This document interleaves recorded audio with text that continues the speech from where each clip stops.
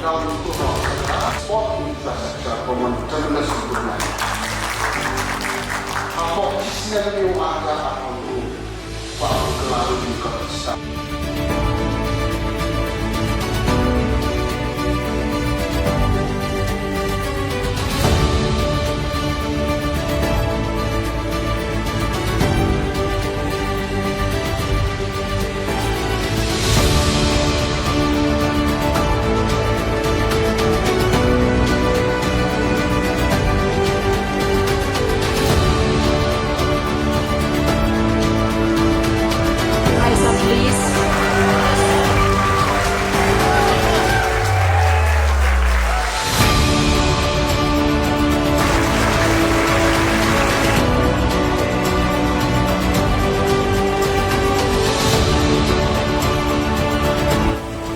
My privilege to be with you here in this wonderful evening.